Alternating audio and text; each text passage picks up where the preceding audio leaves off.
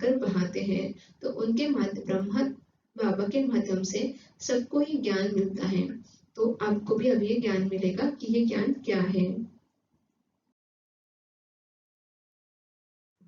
अभी हम जानते हैं उस परमात्मा के बारे में, क्यों लोग उनकी इतनी पूजा करते हैं। माना भगवान को लोग अलग अलग नामों से पुकारते हैं। कोई उनको परमात्मा कहता है, कोई अल्लाह कहता है, कोई खुदा कहता है, कोई ईश्वर कहता है, कोई परमेश्वर कहता है, कोई अकाल मूर्त कहता है, कोई गॉड कहता है। हर धर्म में इनके अलग अलग नाम हैं, लेकिन वो है ही एक गॉड।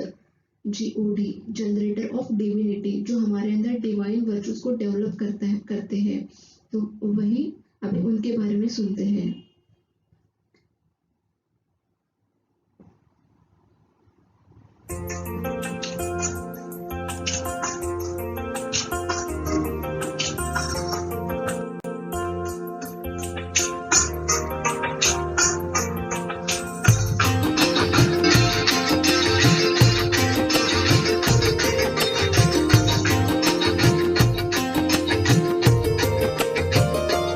ऐ खुदा तू बता तेरा क्या नाम है, तू है रहता कहाँ, तेरा क्या काम है।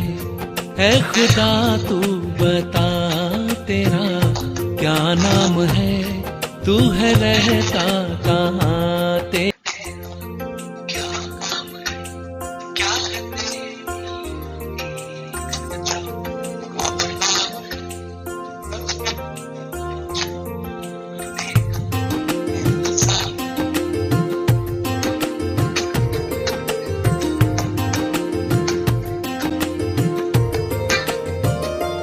ऐ खुदा तू बता तेरा क्या नाम है, तू है रहता कहाँ, तेरा क्या काम है। ऐ खुदा तू बता तेरा क्या नाम है, तू है रहता कहाँ, तेरा क्या काम है। क्या है तेरी हकीकत जो गुमनाम है, तुझ पे खुद को छुपाने का इल्जाम है।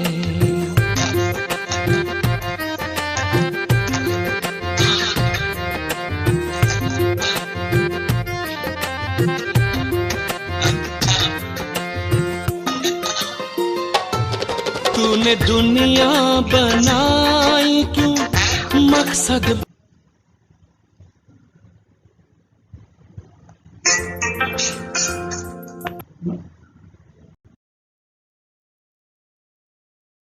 अभी जो आपने गाना सुना, ए खुदा तू बता तेरा क्या नाम है और तेरा क्या काम है, उसी गाने का आंसर इस सॉन्ग में दिया हुआ है, वो आप सुनिए। जो खुदा है, जो गॉड है, जो अल्लाह है, जो ईश्वर है, वो हमें बहुत बहुत चाहते हैं, क्योंकि वो हम आत्माओं के पिता है। वो हमें बहुत प्यार करते हैं। उनका बस एक ही कहना है कि बच्चों अभी तो मेरी याद में रहो, मुझे जानो, मैं तुम बच्चों का पिता हूँ। तो इसलिए मैं तुम्हारे लिए स्वर्ग बनाने के लिए आया हूँ। तुम बच्चों को मुक्ति, जीवन मुक्ति ले जाने के लिए आया हूँ। मैं ही हूँ तुम्हारा लिबरेटर। बस सिर्फ तुम मेरी याद में रहो। तो morning hours 3 to 5, evening hours 5:30 to 7:30, इस बीच में जब तुम मुझे याद करते हो तो कनेक्शन बहुत अच्छे से जुड़ता है, और उसके बाद में जब याद करते हो तो भी जुड़ता है, पर थोड़ा कम ज़्यादा होता है। जिस तरह से इंटरनेट होता है, मॉर्निंग आवर्स में फास्ट जाता है, बाद में इवनिंग आवर, बाद में जो मिडल में है इंटरनेट का स्पीड भी कम हो जाता है। बस उसी तरह से। तो उनका सिर्फ एक ही कहना है कि मेरे बच्चों, मेरे लाडले बच्चों, सिर्फ मुझे याद करो। और याद भी माना क्या है, जिस तरह से हमारे कोई लौकिक संबंधी होते हैं, उन्हें हम याद करते हैं। किसी बेटी की शादी होती है तो वो अपनी माँ को याद करती है, तो उनका जो भी कनेक्शन है उनकी माँ के साथ जुड़ जाता है। उसी तरह से हम भी अपने आत्माओं के पिता को याद जब करेंगे, उन्हें हम उनके नाम से पुकारेंगे, जिनका नाम है शिव, तो उन्हें हम शिव बाबा कहेंगे, तो उन्हें बहुत ज़्यादा अच्छा लगेगा। उनके अंदर बस हम बच्चों के लिए एक ही भावना है कि मेरे सब बच्चे मेरे समान बन जाए, जो कि बनेंगे मेडिटेशन करने से, उनके साथ योग लगाने से, उनके साथ याद जुड़ाने से, जैसे आपकी याद उनके साथ जुड़ेगी, उनकी शक्तियाँ जब भी आपके अंदर आएंगी तो आपकी खुद की शक्तियाँ वो री इमर्ज हो जाएंगी। तो अभी सुनते हैं ये सॉन्ग जो कि पहले सॉन्ग का आंसर है।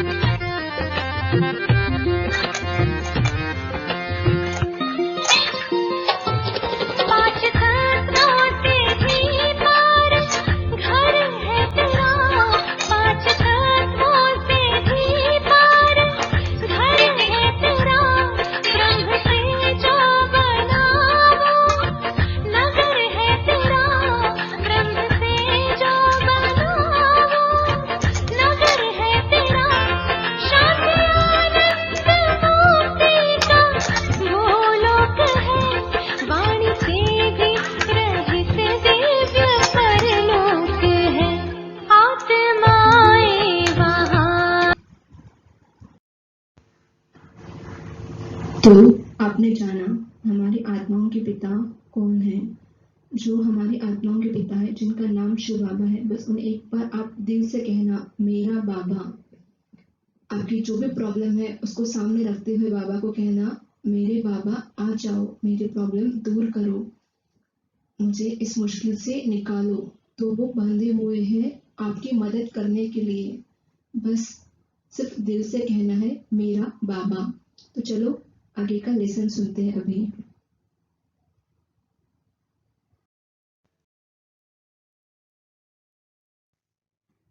जैसे कि पहले भी हमने कहा है कि स्व परिवर्तन से ही विश्व परिवर्तन होना है। तो स्व परिवर्तन माना क्या? स्व परिवर्तन के लिए हमें स्व के बारे में जानना होगा।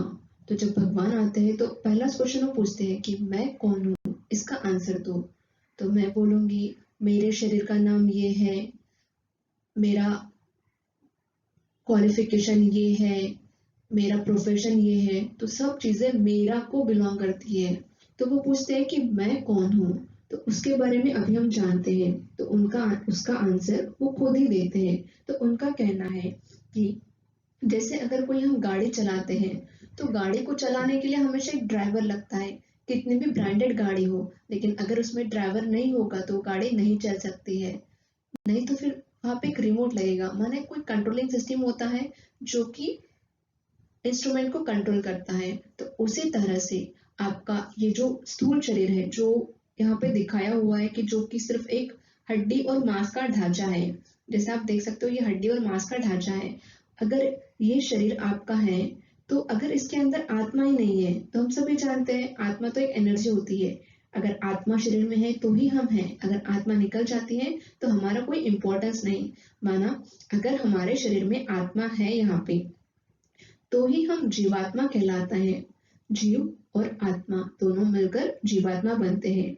तो जीव माना तो ह्यूमन बीइंग, ह्यूमस का बना हुआ शरीर, पांचों तत्वों का बना हुआ शरीर, मिट्टी में ही मिल जाना है क्योंकि मिट्टी से मिला है। और बीइंग माना आत्मा, वो ऊपर परमधाम में जाएगी, फिर स्वर्ग की दुनिया में वापस आएगी। तो यह है आत्मा। तो आत्मा होता क्या है? तो उसके लिए उन्होंने बोला है कि आत्मा कभी दिखती नहीं है, आत्मा सिर्फ महसूस की जा सकती है, क्योंकि आत्मा की 3 शक्तियाँ होती है जिनसे वो महसूस होती है। तो जिससे होता है किसी का मन, बुद्धि और संस्कार। माना कोई डुप्लीकेट अगर है या फिर जुड़वा बच्चे हैं, तो जुड़वा बच्चे उनका शरीर तो सेम ही होता है, लेकिन उनकी आत्मा है वो अलग होती है। दोनों का मन अलग, बुद्धि अलग, संस्कार अलग होते हैं। उसी के अनुसार उनके कार्मिक अकाउंट्स भी अलग होते हैं। तो जो मन है, तो मन का काम होता है सिर्फ सोचना, बुद्धि का काम होता है निर्णय लेना, और संस्कार जो भी हम कर्म करते हैं वो हमारा संस्कार बन जाता है। तो जो मन जो है, इसका काम है सिर्फ सोचते रहना। जैसे हम कहते हैं कि to every action there is always equal and opposite reaction. जो क्रिया करेंगे उसकी प्रतिक्रिया आपको खुद मिलेंगी। तो जो भी हम सोचते हैं वो हमारे पास वापस आता है, क्योंकि जब हम एक्शन देते हैं सोचने की, तो वो यूनिवर्स में जाती है और यूनिवर्स से वापस से वो हमारे पास आएंगी, माना रिएक्शन आएगा। तो अगर हम पॉजिटिव सोचेंगे तो पॉजिटिव ही सोच हमारे पास वापस आएंगी, पॉजिटिव चीजें हमारे पास वापस आएंगी, हमारा सराउंडिंग पॉजिटिव रहेगा। लेकिन हमारा 1% भी नेगेटिव थॉट चलता है तो नेगेटिव चीजें हमारे पास आएंगी, जो कि हमें नहीं लानी है। तो मन, जिसकी यहाँ पे तरंगे दी हुई है, आप देख सकते हो छोटी छोटी तरंगे दी हुई है। तरंगे माना वेव्स, जैसे हम बोलते हैं तो साउंड वेव्स बाहर निकलते हैं। तो उसी तरह से जब भी आप कुछ सोचते हो तो उस वक्त भी ये तरंगे जो होती है वो बाहर निकलती है और यूनिवर्स तक पहुंचती है। तो मन का जो काम है सोचने का, वो 4-5 तरह की सोच होती है। एक होता है पॉजिटिव सोच, नेगेटिव सोच, ये तो आप जानते ही हो। फिर होता है काम की सोच, और होता है बिना काम की सोच, और लास्ट होती है जिसे कहा जाता है व्यर्थ सोच। काम माना हमारे काम से रिलेटेड हम कुछ सोचते हैं तो वो चलता है काम की सोच। और नेगेटिव नेगेटिव मत कहो, बिना काम की सोच। तो बिना काम की सोच माना जहाँ पे व्यर्थ चिंतन चलता है, जिसका हमारे साथ कोई रिलेशन ही नहीं है। जिससे हम कोई मूवी देख के आते हैं या सीरियल देखते हैं, फिर उसी का हम चिंतन करते हैं कि अब उसमें क्या होने वाला है, हमें क्या करना है उसके बारे में सोच के। जो डायरेक्टर को दिखाना होगा वो दिखा देगा, लेकिन हम अपना टाइम उन सब चीजों में वेस्ट करते हैं, तो वो हो जाता है व्यर्थ सोच। और व्यर्थ माना जो हमारे कुछ काम का ही नहीं है उसके बारे में हम सोच रहे हैं, तो वो होता है व्यर्थ सोच। और होता है लास्ट वाला जो सोच चलता है, तो वो होता है स्पिरिचुअल थॉट्स। स्पिरिचुअल थॉट्स माना जब भी आप उस परमात्मा से कनेक्शन जोड़ते हो या फिर सोल से कनेक्शन जोड़ते हो कि मैं आत्मा खुद के साथ मेडिटेट कर रही हूँ, खुद के बारे में सोच रही हूँ, तो उसे कहा जाता है स्पिरिचुअल थॉट्स। तो स्पिरिचुअल थॉट्स में आप सिर्फ अपनी जो गुड क्वालिटीज है उसमें उसको इमर्ज करना चाहते हो, तो उसको बाहर लाते हो, उसके बारे में सोचते हो कि हाँ मुझे पॉजिटिव सोचना है, मेरे साथ अच्छा ही होना है, मैं विजय रतन आत्मा हूँ, मैं सफलता मूर्त आत्मा हूँ, मैं धनवान आत्मा हूँ, मैं निर्विघ्न आत्मा हूँ, मैं विघ्न विनाशक आत्मा हूँ, मैं स्वराज्य अधिकारी आत्मा हूँ, मैं विश्व राज्य प्राप्त करने वाली आत्मा हूँ, मैं किसी के अधीन नहीं हूँ, खुद परमात्मा मेरा साथी है, तो मेरे साथ जो भी होगा अच्छे से अच्छा ही होगा। बस इसी तरह से जब आपका चिंतन चलता है तो वो कहा जाता है सेल्फ मेडिटेशन। तो इस तरह से 5 टाइप की सोच चलती है, पॉजिटिव सोच, नेगेटिव सोच, फिर होता है काम की सोच, फिर व्यर्थ सोच जिसको बिना काम की सोच कहा जाता है, और लास्ट होता है कि स्पिरिचुअल थॉट्स, जहाँ आप सेल्फ मेडिटेट करते हो और फिर सेल्फ मेडिटेट के बाद आप उस परमात्मा से लिंक होते हो। उसके बाद है बुद्धि। अभी बुद्धि का काम है डिसीजन लेना। तो जो भी मेरा मन है, माना कोई मैंने चॉकलेट देखी और मुझे अभी वो खानी है, तो उसके रिलेटेड मुझे मेरी बुद्धि निर्णय करने का काम करेगी। वो कहेगी कि हाँ चॉकलेट खाने का मेरा मन तो है, मुझे खुशी होगी चॉकलेट खाने से, लेकिन मेरे दांत जो है ऑलरेडी खराब है और ज्यादा खराब हो जाएंगे। तो बुद्धि कोई डिसीजन लेगी कि मुझे क्या करना है, और उसी के अनुसार जो भी आपका कर्म होगा वो आपका संस्कार बन जाएगा, क्योंकि एक बार जो आप कर्म करते हो वो धीरे धीरे करके हैबिट होती जाती है। इसके लिए हमेशा हमें राइट वे से ही डिसीजंस लेने हैं। अगर राइट डिसीजन लेंगे तो हमारे संस्कार भी अच्छे बनेंगे, क्योंकि जो भी कर्म करेंगे वो रिकॉर्ड होगा और वही हमारी हैबिट बनेगी। तो इसके लिए हमें गलत काम करने से, गलत चीजों में जाने से बचना है। ताकि उनकी हमें हैबिट ना लगे, क्योंकि कहा जाता है एक बार कुछ करो तो उसकी फिर आदत हो जाती है, इसके लिए वो एक बार ही हमें नहीं करना है। फिर जो संस्कार होते हैं ये भी अलग अलग 5 टाइप के संस्कार होते हैं। जैसे हम पुराने जन्म से आते हैं तो पुराने जन्म के कुछ संस्कार होते हैं।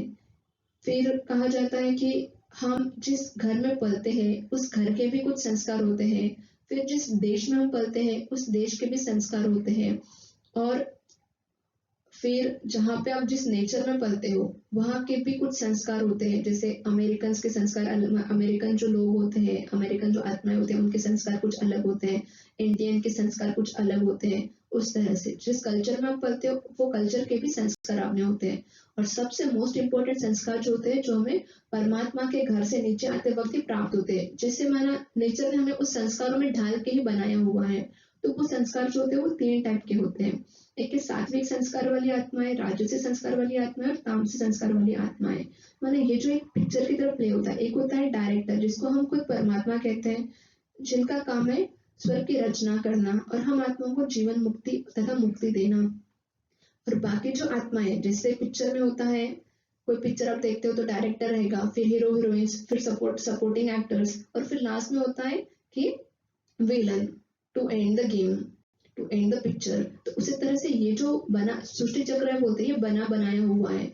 यहाँ पे ना इसका ना कोई आदि है ना कोई अंत है, ये सिर्फ चलता ही रहता है। तो यहाँ पे जो डायरेक्टर है वो है परमात्मा खुद, जिनका भी अपना एक रोल है, एक स्पेसिफिक। जैसे पिक्चर खत्म होने के बाद ही डायरेक्टर वहां पे आते हैं, तो उसी तरह से जब पिक्चर का एंड होना होता है तो वहां पे परमात्मा खुद यहाँ पे आते हैं। जैसे उन्होंने प्रॉमिस दिया था यदा यदा ही धर्मस्य वाला, तो वो आते हैं और बताते हैं कि पिक्चर एंड होना है तो नया पिक्चर शुरू होने वाला है। जो नया पिक्चर शुरू होने वाला है वहां पे आप आत्माओं को रोल प्ले करना है। तो उसके लिए आपको अपने जो गुण है, अपनी जो शक्ति है उन्हें पुनः प्राप्त करना है। अभी वो आप जानेंगे आगे चलकर कैसी है वो शक्तियां वगैरह सब। तो वहां पे फिर उस पिक्चर में रहेंगे कुछ हीरो हीरोइंस, वो होते हैं सात्विक आत्माएं जो कि देवी देवताओं का पार्ट प्ले करती है, जो होती है दैवी कुल की आत्माएं, जो कि है 33 कोटि। फिर होता है राजसी आत्माएं, तो राजसी आत्माओं का जो पार्ट होता है वो होता है सपोर्टिंग एक्टर्स का, जो कि कुछ अच्छे कर्म करती है कुछ बुरे कर्म करती है। मतलब उन्हें थोड़ा समझ नहीं आता है कि हमें क्या राइट डिसीजन रहेगा क्या रॉन्ग डिसीजन रहेगा।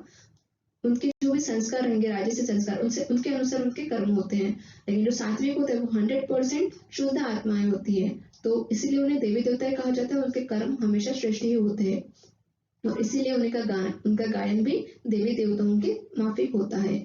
और फिर जो लास्ट में तामसी आत्माएं वो है विलन का पार्ट प्ले करने वाली आत्माएं। तो जो सात्विक आत्माएं हैं वो है 33 कोटि, फिर राजसी आत्माएं है 67 करोड़ और बची हुई जितने भी आत्माएं हैं यहाँ पे पृथ्वी पर वो है सब की सब राजसी तामसी आत्माएं।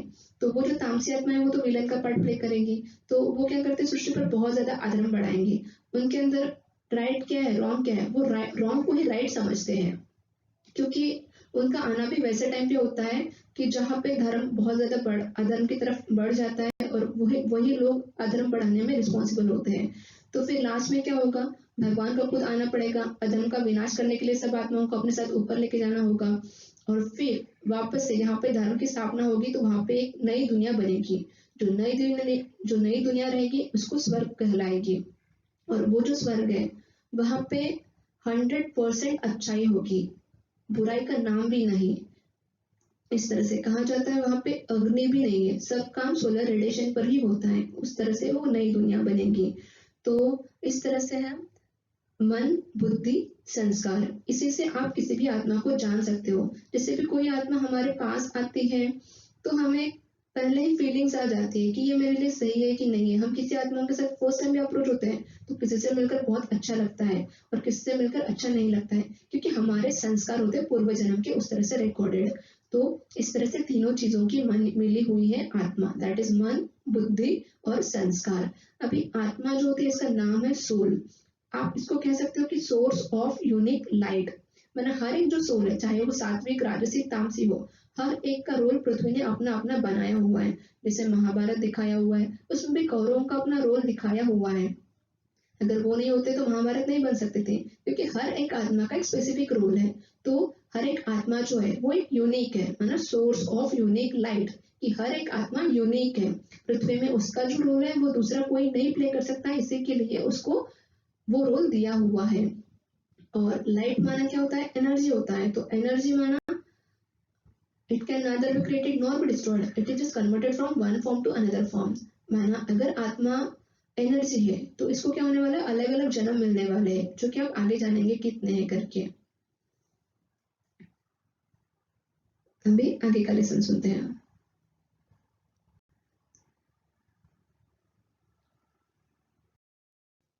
तो जैसे हमने कहा कि हम आत्मा हैं, तो अगर मैं शरीर हूँ तो मेरे शरीर का भी कोई पिता होंगे, तो मेरे जो शरीर है, शरीर के पिता को कहा जाता है लौकिक पिता। उसी तरह से अगर मैं आत्मा हूँ तो मुझ आत्मा का भी कोई पिता होगा, उसी आत्मा का पिता, आत्मा के पिता का नाम है परम पिता शिव परमात्मा, माना परम धाम में रहने वाली आत्मा, इसलिए उन्हें कहा जाता है परम आत्मा। लोग कहते हैं कि आत्मा परमात्मा एक ही है, बट ऐसा नहीं है। हर आत्मा को, चाहे वो धर्मात्मा हो, महात्मा हो, पुण्यात्मा हो, हर आत्मा को शरीर मिलता है सिवाय परमात्मा के। परमात्मा एक ही है जिनको खुद का शरीर नहीं है, जो हमेशा परम धाम में ही रहते हैं, तो वही है हमारी आत्माओं के पिता। उन्होंने कहा है कि जिस तरह से कोई गाड़ी अगर आप चलाते हो तो गाड़ी में हमेशा ड्राइवर फ्रंट सीट पे ही बैठता है, तो उसी तरह से अगर आप आत्मा हो तो आत्मा का भी कोई स्थान होगा इस शरीर में। तो वो जो है अलग अलग धर्म ग्रंथों में अलग अलग बोला हुआ है, लेकिन उन्होंने खुद ने कहा है कि मेरी आत्मा का जो स्थान है वो है दो भुजाओं के बीच में। जैसे कि यहाँ पे मैं पॉइंटर बता रही हूँ, यहाँ पे ये भाई पॉइंट कर रहे हैं कि यहाँ पे इसी का प्रतीक हम तिलक लगाते हैं। जब भी कोई उत्सव होता है तो हम तिलक लगाते हैं, उसका मतलब ही क्या है कि मैं आत्मा यहाँ पे स्थित थी, उसी का वो प्रतीक होता है कि मैं आत्मा हूँ, अपनी स्वस्थिति के आसन पर बैठी हूँ, कि मैं आत्मा हूँ, उस परम पिता परमात्मा की संतान। तो यहाँ पे हमारा आसन है भ्रुकुटी के दो भुजाओं के बीच में। जब भी हम ओम वगैरह करते हैं या फिर कुछ कनेक्शन भगवान से कनेक्शन भगवान के कनेक्शन के साथ रहते हैं, तो उस वक्त हमें यहाँ पे कुछ महसूस होता है। आप ऑब्जर्व कर लीजिएगा, यहाँ पे जब भी आप ओम करोगे या फिर सिर्फ एक पॉइंट पे ध्यान करोगे तो यहाँ पे आपको कुछ चेंजेस लगेंगे। तो क्योंकि हमारी आत्मा यहाँ पे स्थित रहती है, तो अगर हमारी आत्माओं के पिता है तो वो कैसे हैं, क्यों लोग उनको भगवान के रूप में पूजते हैं, क्यों उनका इतना नाम वाला है, हर कोई उनको मानता है, क्योंकि वो हर वक्त परम धाम से सब आत्माओं का ध्यान रखते हैं, सबके साथ अच्छा हो इसका कोशिश करते हैं। बट उनका भी आने का एक समय होता है, वही उसी टाइम पर आकर वो अपना रोल प्ले कर सकते हैं, उसके पहले नहीं। उसके पहले उनकी मदद सिर्फ 1% थी, लेकिन अभी जब वो आ चुके हैं तो उनकी मदद आपको 100% मिल रही है, आप इसको अनुभव कर सकते हैं। तो अभी हम देखते हैं कि परमात्मा, उनमें ऐसी क्या खासियत है, उनमें ऐसे कौन से गुण हैं जिस वजह से वो परम आत्मा बने हैं। तो अभी देखते हैं परमात्मा के गुणों के बारे में।